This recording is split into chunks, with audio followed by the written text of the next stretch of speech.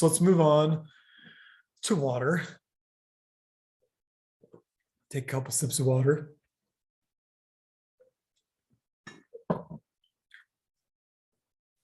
Herbs of water increase water energy in the body, and they check air. Remember that water is damp, air is dry. So that makes sense, right? I also want to mention this because this goes into the nuances of the elements a little bit, but I think you all will really enjoy this. People who, in that slide when we talked about excess air, they're floaty, they're flaky, they're in the clouds, they live in their head, they're kind of floating away, right? We tell people you've got your head in the clouds, you're airheaded. We say these words that show us that the air element is the problem. And what we usually suggest as medicine to those people is for them to ground, to do grounding, right? But you may have noticed that I'm not saying earth for excess air. I'm not telling people that are too airy to do earth energy to ground out. You want to know why? Remember that air is represented by hawk. Birds want freedom. If you ground out a hawk, if you tie them up, if you put them in a cage, this is not a comfortable thing for them. We don't want to make them claustrophobic. Air people by nature fly, right? Birds by nature fly. So we don't want to ground them out with earth because earth is solid and still and stable, and it's going to feel to that individual person, while it feels great to the earth person, it's going to feel incredibly claustrophobic to the air person. Air people, by the by, are more often than not the people who do not want to be in an elevator. They don't like small spaces. They are claustrophobic. There's that phobia aspect. So instead, we invite them to ground out through the element of water. Still fluid, still moving, still adaptable, but a little heavier than air, but not as dense as earth. Does that make sense? We will even see birds play in the water. It's a level of energetics they are comfortable with. So just to give you, because people always ask, like, why don't you put air with earth to ground out? That's why. So air, herbs of water are always moving. They're moving in the body. They're increasing the output of urine. They're increasing the function of the kidneys. They're moving the lymphatic system. So just like water in a stream and a river is always moving, the water herbs increase movement in the body, gentle movement. They focus on eliminating and cleansing. These are the herbs that we take for detoxing, right? Again, to eliminate. They're herbs that help with some of our laxative herbs are watery. Some of our diuretic herbs that help us pee more are water. And they cleanse by increasing the output of sweat sometimes, or just helping us detoxify through the urination. They address the fluid aspect of the body, okay? The blood, the lymph, the tears, the sexual fluids. All of the fluid parts of us have an affinity with these water herbs. They also touch on our emotions. Remember that water rules the emotions, earth rules the physical body, fire rules the passion, air rules the mind. So there's always going to be that affinity too. So they rule the emotions.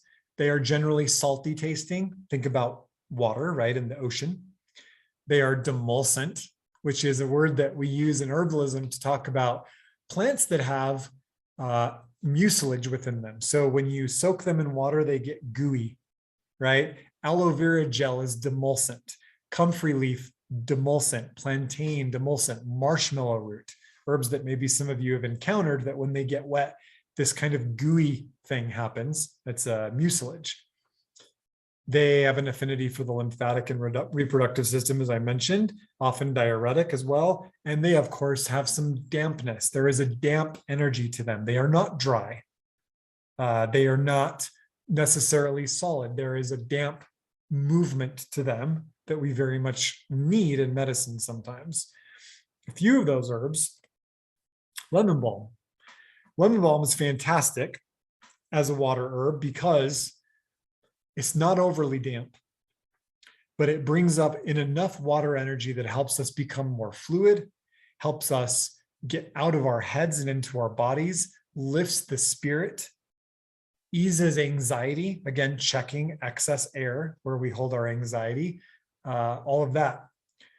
Marshmallow root, as I mentioned, very damp demulcent herb. We use this when there's so much air in the body has become dry. The skin is dry, the joints are cracky, the hair is dry and brittle, the mouth feels dry, the eyes, the personality is dry. We want to bring in marshmallow root to moisten everything, lubricate everything from within. Rose is also a beautiful herb of water. Now, rose is a tricky one. I hesitated putting rose in here because we really actually can find rose in all of the elements. Rose is a very special plant, which is why rose has the famousness that she does.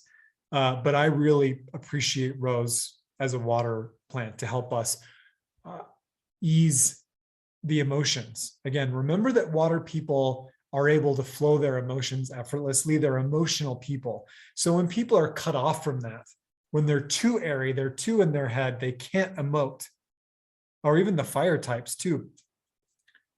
We bring rose in to soften them, to open the heart and to allow the emotions to come out. That's how it's healthy, right? We don't want to hold on. Jasmine flowers, jasmine blossoms, very good for bringing pure water energy into the body and lunar energy. Jasmine very much carries the energy of the moon, which is related to the water through the tides. So there's a lunar aspect here for folks that want to do that kind of work. Chickweed, we work with chickweed to cleanse the body, cleanse the lymphatics, cleanse the tissues. Chickweed does that by moving water through the body, bringing in water energy and using that water energy to rinse and cleanse the body. And hibiscus.